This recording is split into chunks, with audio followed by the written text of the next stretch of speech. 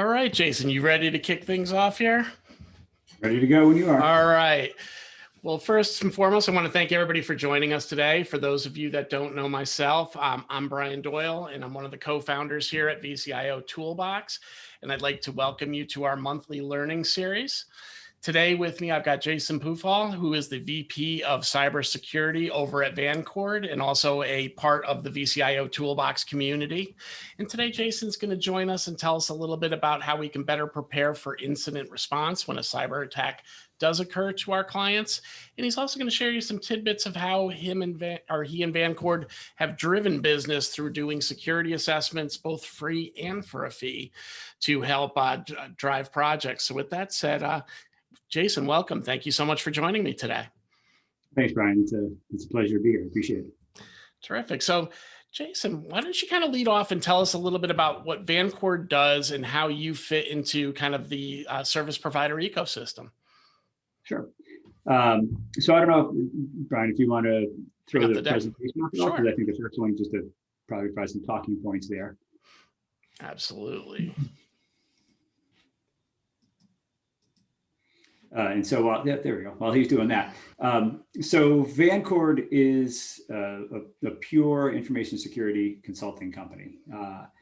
And a huge portion of our business is really built around the idea of sort of incident, we call it incident resilience, right? So it's the readiness aspect, taking the time to make some positive changes in your environment to be better prepared to recover in the event of an incident. But then certainly a huge part of our practice really is in that incident response space, right? So the containment and eradication aspects in particular of incident response. And then of course, your more traditional vulnerability assessments and pen testing in that third-party risk review space, right? Getting a sense of your program's maturity, understanding where you can make substantive improvements and really helping to prioritize those improvements so you're spending your time on those things that provide or sort of have the greatest risk for you. And then finally, relative to regulatory compliance, we're active in the sort of CMMC model at this point. I'm in Connecticut, and there's a great defense community here, so that's been a good business for us so far. And then some privacy risk, and then your sort of traditional virtual information security officer or virtual data privacy officer type roles, where we partner with organizations to provide some strategic guidance, typically through policy development, and then some implementation work if needed. So really, you're doing a lot of high-end consulting to help the customer put in the frameworks to get things done, and then you're able to provide the services, then become kind of the cyber suite of things that your end user might need to manage their environment long term. We do, yeah. We really do try to start in that sort of third-party review area where give people clarity on what their kind of risk is and build a program out from there. We find a lot of times we have conversations with potential clients who come in with a preconceived notion of what they actually think they want, and then we spend some time up front always to identify is what they think they want what they really need, and if not, there are better ways to spend money, quite honestly. But I think today, for the purpose of today, I think we really are going to focus over there on that incident resilience side and talk some about the preparedness and the response aspect around sort of today's cyber threats, right? Beautiful. So, with that being said, I think incident response is something that, at least in my conversations that I've had with a number of different MSPs in the community, that's the part they're a little bit worried about as they take that step from maturing from MSP into that real MSSP role. It's easy to find that stack of solutions and stack of tools that you might want to implement to support the customer. But where a few of them have expressed some concerns has really been about, what if something really happens? Do I have the right team in place to find what I need to find and do the forensics to really clearly be able to show, where liability may have been, how the breach originated, and items like that. Can you explain a little bit about that, Jason, how you guys can, how you guys support that today? Sure. And if I'm jumping ahead, I apologize. You can tell me. No.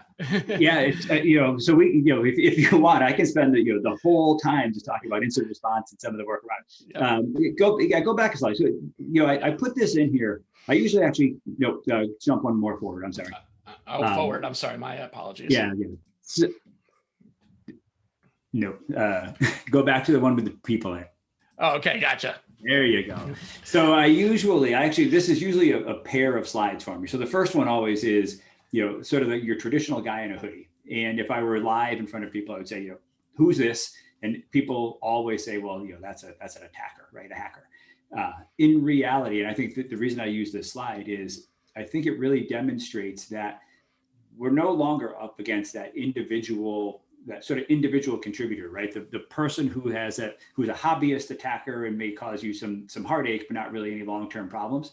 We're really up against an organized threat, right? Very often state-sponsored, very often really well-funded, and entirely motivated by profit. And I think that's the important takeaway. And I think I want to sort of set the stage with that, because it should hopefully really drive home that it's not just about, do you have a specific data that an attacker may want, right? And I think a lot of clients that we speak with, I think, are lulled into a false sense of security by feeling like, well, the business that we do just isn't of interest to China or Russia or any any state-sponsored actor.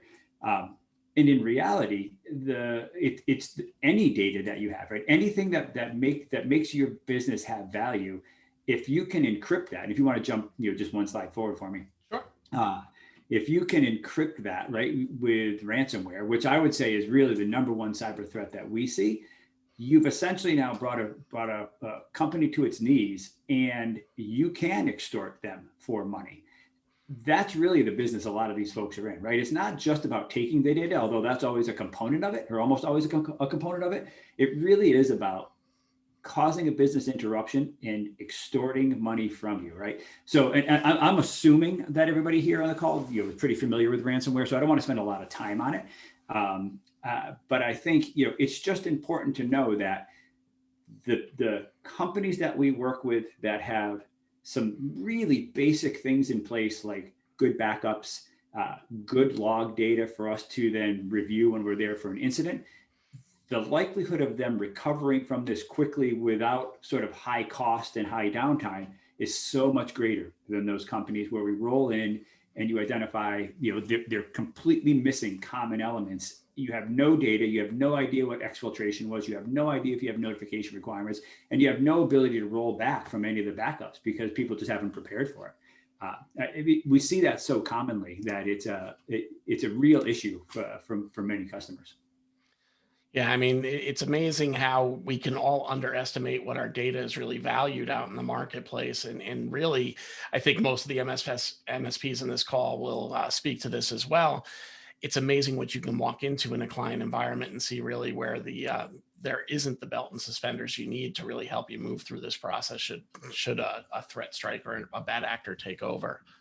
Right, and it's important to know that a lot of this, it's not incredibly complicated to put yourself in a better position to be able to, either repel an attack to some degree or recover from it, right? I mean, truly, a lot of times that we work with clients, you identify that they just weren't adequately patched, or they hadn't done any basic vulnerability assessments, vulnerability scans to get information about the state of their environment, right? So treat this whole ecosystem as purely, how does an attacker maximize their return on investment? They do that by getting access to your environment quickly, putting you in a position of compromise as quickly as they can, and getting money from you as quickly as they can. It's all about return on investment. So they're going to look for companies that have the weakest security profiles. And if you truly do basic things like patching and addressing sort of known vulnerabilities, you've closed down some of those really straightforward targets of opportunities that attackers often look to leverage. So, make your environment a little bit stronger than your neighbor, and your neighbor becomes more attractive than you are, frankly, for these things. It's funny. I think we all think in our mind's eye of that hacker that's, sitting in the dark in his house there, and he's looking for those really amazing exploits and want to talk about, how difficult it was to get in, because that's what we see, TV, movies, and everything else. But the real reality is, if you just like your own house, put a lock on the door, you've done probably 90% of the deterrent. And that's enough for them to go, okay, too much work, move to the next guy, right? Right. Yeah, I mean, they're just people, right? People look for the easiest way to get their job done. And so, they roll up into their office every day. They're in a team. They've got a manager. They have targets that they've identified, they plan out their attack strategies, and at 5 o'clock they go home. Like, you really have to think about it like an office environment. And so, they're judged by, hey, what have you done for me lately, and how quickly have you gotten it done? They're going to look for good opportunities. Right. For them, it's not personal. There's no vendetta against your company per se. We're just we're trying to figure out who the door's unlocked and where it's open, as opposed to what I'm sure we'll talk about with some of the internal threats we can look at too. Yeah, for sure. And so I want to be careful, because I don't want to minimize this in any way and treat it like, there aren't groups that don't target very specific data types or very specific company types, right? I mean, if you're DoD, or if you've got confidential information or CUI or data like that, like, there's a whole set of regulatory requirements to protect that. You're a different target. Really, what I'm trying to address is this conversation that I feel like I have just all the time, which is, we don't really need to make substantive improvements in our security because we're just not of interest to anybody.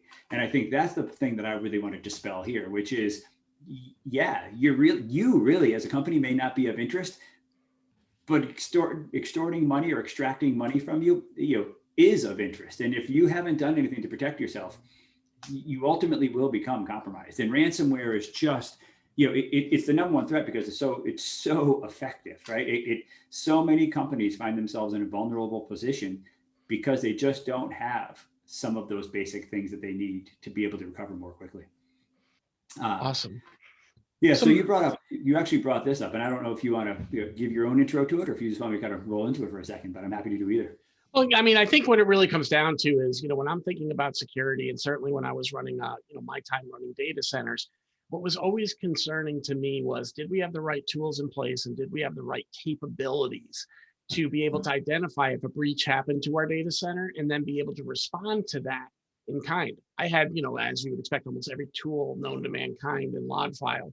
But the reality is, some of that stuff I was worried was above the skill set of the team members I had on my team. So, that was one of those things. If you ask me what kept me awake at night as a data center operator, especially one that was holding a multi-tenant environment, it was simply, if we do have a breach, can we respond to it quickly? Can we identify it quickly, respond, and resolve in a time frame that isn't going to do much damage to our reputation in the process? So with that, I'd love to hear how you feel, companies can approach that, and what steps we can take to kind of simplify that process. Sure. So like, what I said at the beginning, it holds true for us. Incident response is a big part of our business. But what we've learned through doing that is, really, we see sort of the same issues over and over, right? The same contributing factors for some of these incidents over and over. And so I really think a core part of what I do, and I come from a higher ed background. Actually, I worked at the University of Connecticut for 17 years, so I got this sort of education background. So we really started to think about, incident response is nice, but I think we need to find ways to educate our potential customers more around what types of building blocks can you put into place to better protect your organization, right? And so we built this program that we utilize the vCIOToolbox to manage, called the Incident Ready Assessment. It's a really straightforward, roughly 50 question and answer audit style assessment, right? So we'll meet typically with an IT director or a CIO. There's always 2 engineers on the phone when we do these, and we walk through a series of questions designed to really get a sense of security program maturity, and document their current state, and then provide some recommendations on how to make improvements against that current state. Over October, right, Security Awareness Month, we did run that as a sort of a complimentary assessment, and it was really valuable. It was valuable because I think people who took advantage of it got legitimate value from it, right? We provide a report when we're done.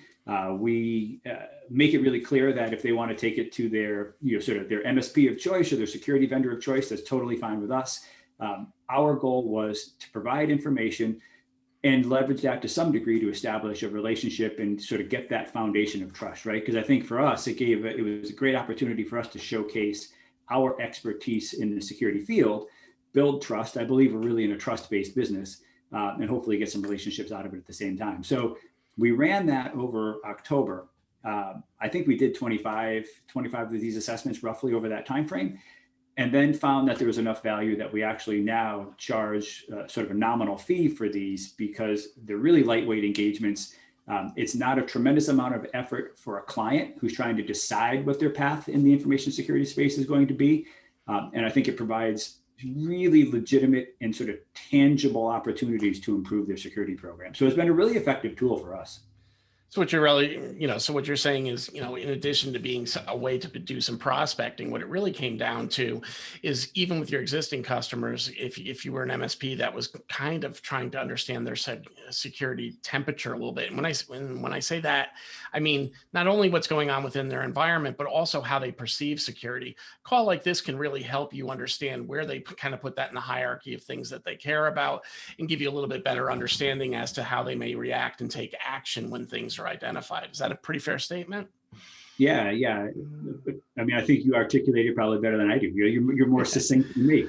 I think if you want to go, I think, to the next slide, we start to show just a couple pieces of what a report might look like. So, this is sort of your beginning, right? It's basic enough. You can jump to the next slide.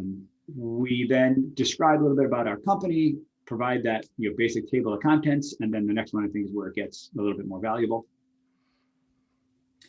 Here is where the report starts to take some shape, right? So in our conversations, we always try to elicit from the client, what areas of concern do you really have? And frankly, if we give you this report, how do you think you want to use it to get some value internally, right? Because everybody that you talk with has an initiative or a project or something that they haven't been able to get support for. So we usually use our summary section here to say, X organization, sort of has this challenge that they're trying to address, right? To try to generate a little bit of enthusiasm internally around how do you make progress against something that's been a pain.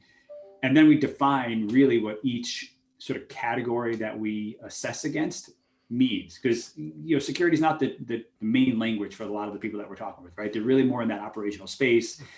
They're probably much more concerned about their end user happiness, not so much their security. So we really try to define that a little bit.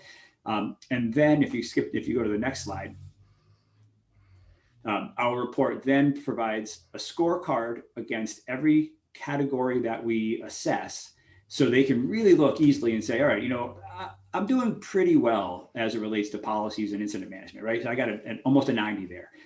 But maybe I had better look a little bit more at the way that I'm sort of keeping track of my data and my data flows, or maybe I better look at vulnerability management. I think your basic red, yellow, green format is a really easy way for somebody to say, where can I immediately address the areas that I am most deficient? And then, of course, this is the last slide, but everything from here on goes to each question we ask. We document their current state. We document sort of their answers around their current state, and we will then provide some recommendations for best practice moving forward. So it's a really detailed report that they get with pretty actionable outcomes in it. And frankly, if they chose to take this and actually start to make some programmatic improvements based on the information here, almost every organization would find themselves in a better position in a short time. Oh, that's awesome. Because I think, really, when you do talk about those people that are operators and don't necessarily understand the security cycle, seeing those red, greens, and yellows are definitely very helpful. For those of you that are familiar with some of the upgrades we've made in vCIOToolbox as a whole, yellow was just recently introduced, because I used to be pretty black and white. You can point that finger directly at me and didn't like show the middle ground, because I was like, either you're going to go or not go. I see too many times when people see yellow, they don't take action. But the reality is, in the security world, yellow is a very relevant measure. It is something that says, look, this is something to be guarded and cautious, and not necessarily next step. So it's a little bit different than the operator mindset. Right. And really, I'm a huge advocate of address those areas where you have no controls in place, and prioritize them ahead of places where you're doing something. Too often I see, especially security practitioners, where they feel like they've got to get it right 100%, or else it's not worth implementing. And oftentimes you'll run in and say, well, we didn't make any progress against this issue because we had some of our users objected to it, or management wasn't interested in supporting it. there's always a way to back off and make progress, even if it's not 100%. So if you're seeing 80s, a lot of times that's pretty good. And, sure, I'd love to see higher scores in some cases, but you can't have, 15s, right? You have to look at the reds, look at the places where you're really wholly deficient and address some of those first. Yeah, so if you're looking arbitrarily at this customer, log collection, but more importantly, vulnerability management are definitely some areas of extreme concern, right? Right. And so really easy. I mean, if you think about it, it's really easy to have a conversation around this because you can point out the key glaring issues. I think it's important, and I'm assuming that people look at this and sort of understand it, but we're using the vCIOToolbox to generate this. So a follow-up activity, of course, could be some of that road mapping and planning, right? So you develop this, you generate some interest, and then you have an opportunity to sit down as a second session and say, well, let's figure out what your next year might look like if you're going to budget against this or try to put some time against it. Prioritize some of your activities and sort of periodically meet about where you're at with them. So it's a really nice tool to manage that whole ecosystem. Jason, you're spot on what I see in the marketplace too. When I'm working with especially the audit firms and the companies that are really focused on the security side, they are bringing in different levels of engagement based on the relationship with their customer. So, one of the things that, obviously we're able to do is you can run just the pure audit. Sometimes they just need a findings report and that's all they're engaging you for. Next step might be finding and building out the remediation plan with some values against it. And then obviously if you were in the full engagement, that's where the strategic part of it would come in, where you're really identifying where the business goal, the business goals that support that might be. And you've got that flexibility to really do that because, that's something I hear often for the folks that come through our ramp camp is, well, it's funny when I look at my security side, it definitely works differently than vCIOToolbox does on the operating side. It's really meant to be, I'm engaged. Hey, they just want to know where their gaps are, and then their team's going to take it, right? Or I'm in a co-managed solution, and they just need a third-party report that strictly tells us what the findings are. We'll take care of our own remediation steps. So this gives you really the flexibility to do that. Now, let me ask you this, Jason, before we kind of move into the next phase of things. What was the labor burden behind something like this? So you mentioned a call with these folks, and then answering some of these questions. What was, if we're looking at this as a pure prospecting tool, what was the business development time to get to a point where you could work with a customer and potentially see some projects come back to you? That's an interesting question. So it's about 50 questions. And, luckily, I think you did some of that work for me because you really did have a variety of questionnaires or templates built in already. So I actually walked through maybe 5 or 6 of the things that you already had, and extracted what I thought were the most security relevant questions in all of those, right? So I basically took some of the templates you had, broke them out into a separate template, and built out probably a list of 150 questions, right? So combining them. I then leveraged a couple of other frameworks, a couple of other NIST frameworks that I think are relevant, and started to pare down into these categories what I thought were the most important questions to ask a client. So I'd say that activity to get to my 50 questions probably took me, I don't know, 3 or 4 hours, roughly. I built the template, imported it,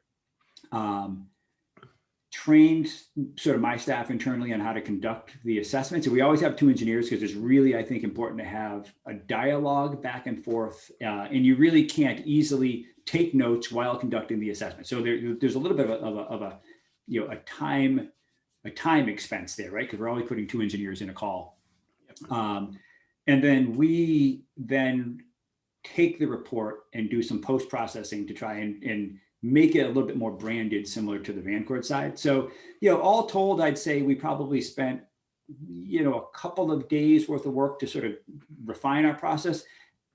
And then after we ran through about 15 of them, we really started to clean up. All right, here's some questions that we ask each time that just don't feel relevant ever. So let's strip them out. Let's add a couple of other concepts that we are missing and just clean it up each time, right? So we iteratively improved it over the last couple months. Right. So in a big picture, it took you some time to get the foundation, but the actual execution of the client, now you're at the stage, you're meeting the client, you're conducting the assessment and delivering the report. Sounds like that was about a 3 or 4 hour time frame. Yeah. So the hardest part is probably scheduling people. So what we actually found was if it's complementary, interestingly, people are naturally suspicious of complementary things. So they sort of feel like, well, it's just a marketing bait and switch, right? You're just getting me on the phone to sell me something, which was never the intent. And because it's free, I think people were really content to say, let me schedule you out, 2 months or 3 months. And so it got a little bit challenging. So as we started to think about, well, maybe we should charge for this. And truly, we're talking, sub $1,000. You're recovering a little bit of your time, which is great. And because people have paid for it, there's a little bit more urgency to schedule it and get it done more quickly. So we've actually found that it's a quicker engagement for us to charge something. And I think people honestly feel like it's a more legitimate service if they're paying for it. So we haven't really substantively changed anything, but I think there's actually aspects that are easier. Perception is 9/10 of reality anyway, right? So I think sometimes it comes to that, kind of where I was going a little bit with it, Jason, is it sounds like, when you look at the business development time and the actual, let's call this a sales cycle for the purpose of, the end game is driving projects. It's really not much different than any other proposal to sales engagement process. And in the same process, you're able to provide something of substance to the client as you're doing it as well. So even if they don't take action, you've driven value. So, that was kind of my takeaway on it is when you think of all the other sales processes we do as MSPs, it's not this big leap to go to this point. And you probably went a little deeper than than even required, as you've mentioned, in terms of building out the assessment. So great. I appreciate you sharing a little bit about that.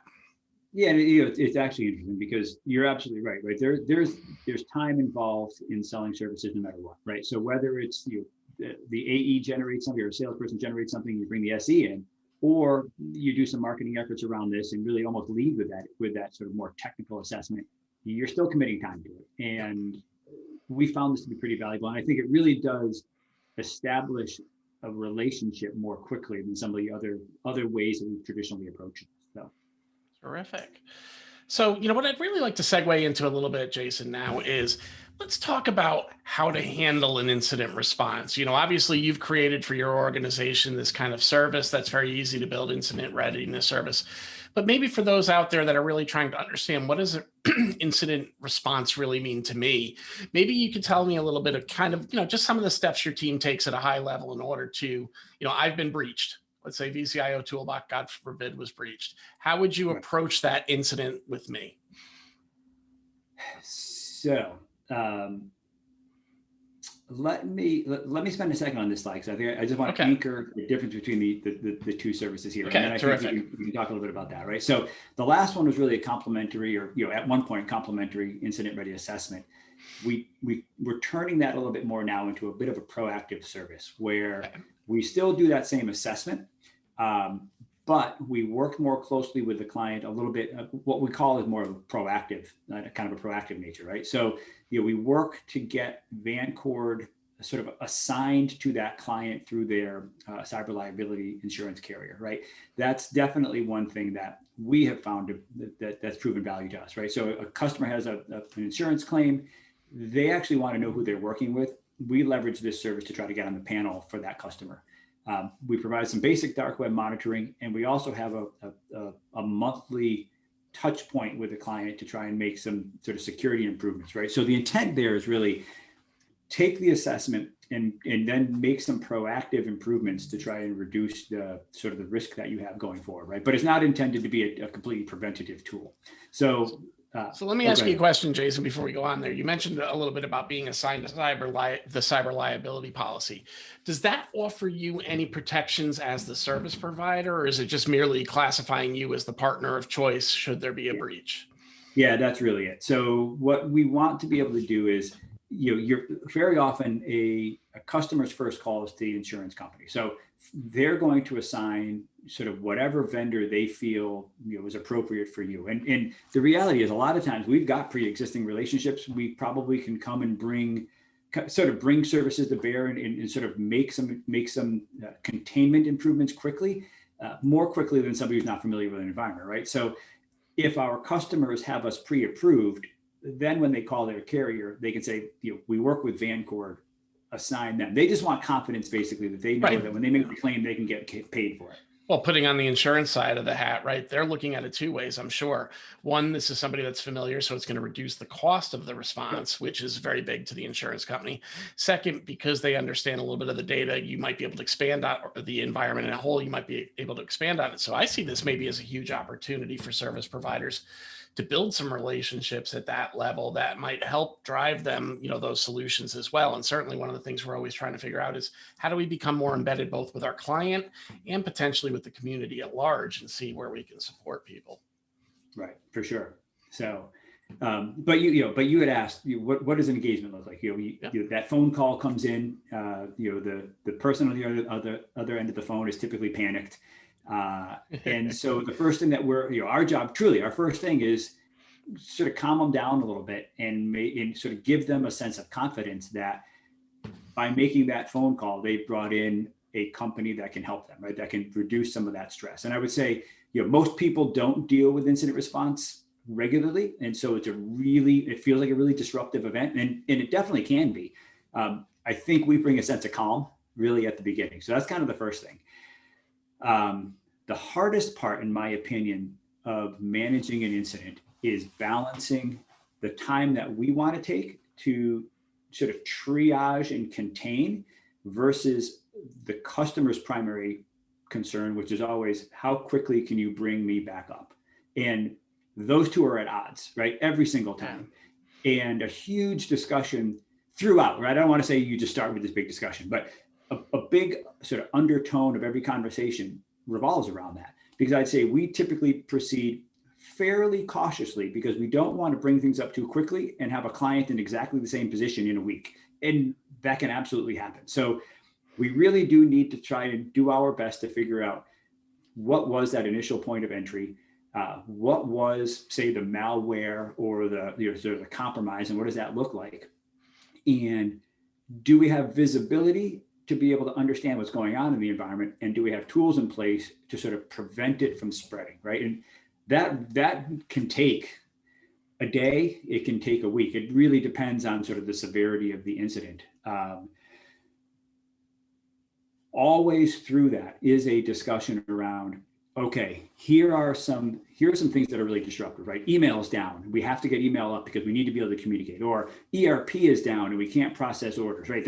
There almost always is a service or two where if you can address them and actually start to get them back up and functioning, you immediately have that pressure relief valve that buys us time to do more sort of containment and risk identification, but still permits the client to work. And we really always try to find that balance, right?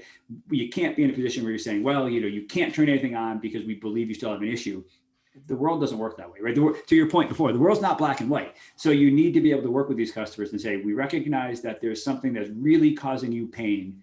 If we can address that, does that buy us time then to do our job properly? And I think if you manage that conversation, right, that interaction effectively, incident response is still disruptive. It can still be costly and it can still be stressful, but I think it's a very different experience and a very different outcome for the client.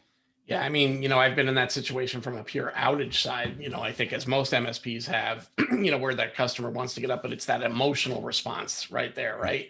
They're thinking about the reputation risk, obviously the monetary loss, but you can take that small problem and compound it tenfold if you don't address it the right way. So I think you were spot on saying these are two forces that are unfortunately at odds, and you got to have some common ground that you can get to, but you can also sympathize as the service provider who doesn't have necessarily the same exposure and or stake in the game, right? That this is a very highly emotionally charged moment within the organization. I can tell you this. I've been on both sides of this, right? I've worked for organizations that have had incidents. It's a lot more fun to be able to be brought in and help with an incident than be the victim of one. So, well, yeah, and I would have to imagine being in a university network too. You're talking about that's where you get the guys that are just trying to hack for fun, right? Yeah, so I was with a big Research One university, and there's a lot of interesting research projects that have kind of legitimate value. And so, yeah, sure, there was some of that, but in reality, we saw some significant state-sponsored incidents that came as a result of it. So it was a fascinating place. It was a fascinating place to get some exposure to that.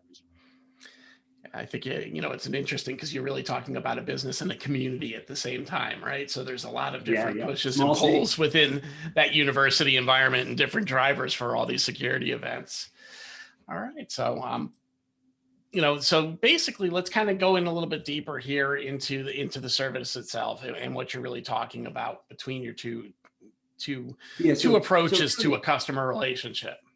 Yeah, I mean, honestly, the biggest distinctions here, right? So this is just meant to describe the difference between that sort of pure assessment, right? That pure Q&A assessment versus the service as a whole. And, in reality, I think the assessment is valuable, but we have we've done a lot of work to try and get the assessment of the report done as quickly as we can, right? So we sort of generalized or canned some of our recommendation responses. It's pretty automated. I've got some application developers on my side that were able to automate parts of this process as well. So we really can have an interview and a report out to a client probably within 3 hours, right? So it's a really quick engagement. Incident ready is very different, right? If we're going to go through that assessment, the responses are very curated. You have to be very thoughtful with the client because there's a real chance that they're then going to take these and try to make improvements from them, right? So you want to make sure that you give them the best information that you can right up front. And then really, I think that next big piece is the fact that you're doing some proactive services, right? You're providing them some of that virtual information security office style consultation. You're working either with the cyber liability carrier that they have now, or even in some cases working to get them cyber liability insurance. We definitely have clients who I hope and believe that we've educated that insurance isn't a security program. It's a piece of one, but don't treat it like your security program. And we definitely have conversation where people say, I don't need security controls because I've got insurance. And I think, that's a piece of it, but don't doesn't solve the reputation problem at all, right? Right. And it's not trust in the warm feeling from the other side. Yeah, they can still put you out of business, right? So maybe they'll give you the $50,000 for your policy, but your company still is out of business. So you don't get anywhere really. But really the difference is it's a much more proactive service intended to provide a different set of value to a client. Perfect. So, let's talk a little bit about engagement. One of the things that I know is MSPs on the one front are looking to build these services themselves, and some MSPs are looking at channel opportunities to do that. Maybe you can speak a little bit to, how Vancord can support that MSP, especially while they're maturing their MSSP process, and where you guys might fit into that. So if you can, jump to the next slide. Yep.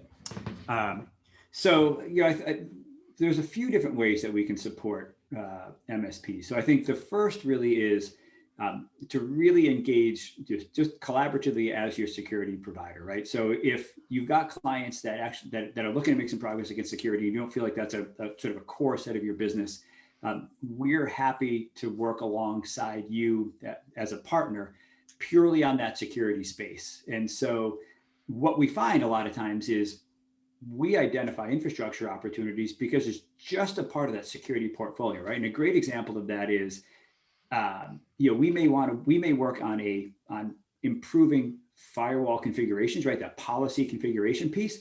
And in so doing, identify that companies don't have adequate network segmentation in place. Well, I'm not looking to be a network company, right? So by working with a security company, I think you uncover a lot of other sort of more traditional infrastructure opportunities that can be sort of brought to bear under that concept of security improvements, right? So we always look for collaborative ways to sort of bring business into anybody that we partner with. I'm going to jump down to that fourth bullet for a second because this is something that's been valuable for us.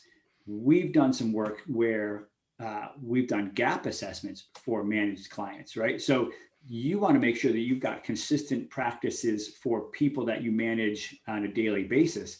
And we see common issues around just sort of, typical vulnerabilities that are sort of ever present, or, out of date operating systems, or just really common things that put your clients at risk, where we can actually come in and do an audit of clients, provide you information to make improvements for them that you can then do as far as they're concerned, right? Proactively. You can come in and say, we did a gap assessment. We've identified some things that we want to fix, and we're going to do those for you for free, because frankly, a lot of those things are probably going to be basic upgrades anyway. So I think there's ways to bring us in and just provide value to your clients that exist already. And then of course, getting a pre-established relationship for incident response, right? Knowing that you've got somebody to call in the event that either one of your clients or somebody that has been referred to you actually has an incident.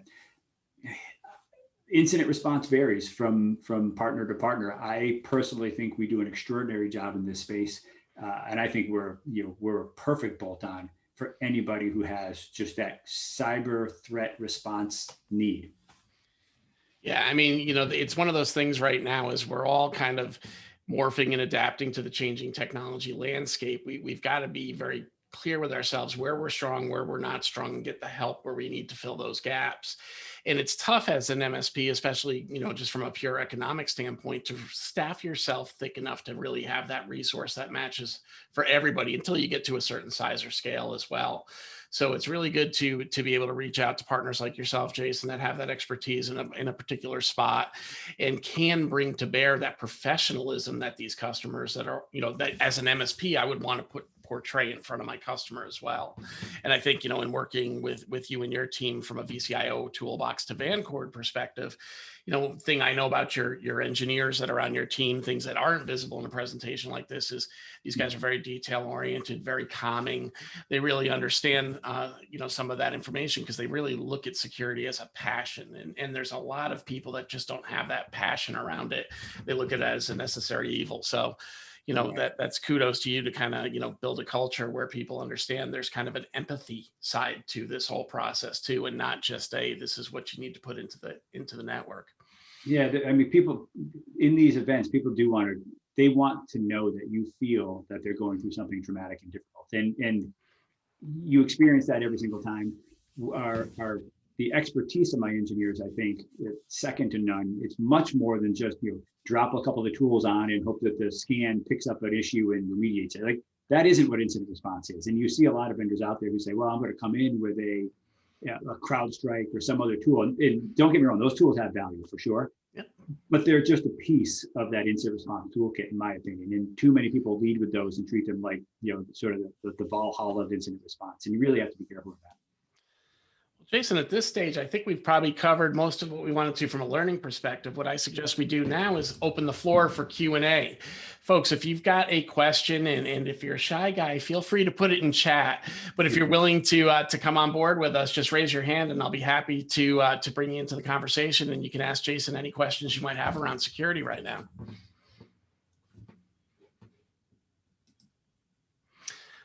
Guy, good to see you. How are you, sir? Why don't you let us know what you're thinking, my man? I am doing well. Hey, Jason, excellent presentation. And I think that is a much needed boost for me as a new MSP. I would like to thank vCIOToolbox for one, coming on board with me and helping me get started.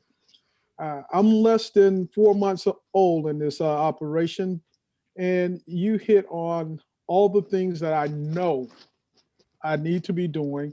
I'm doing about 40% of them, and I plan the other 60% out.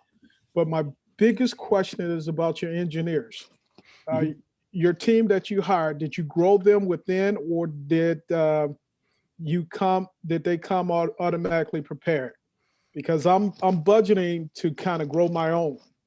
Yep.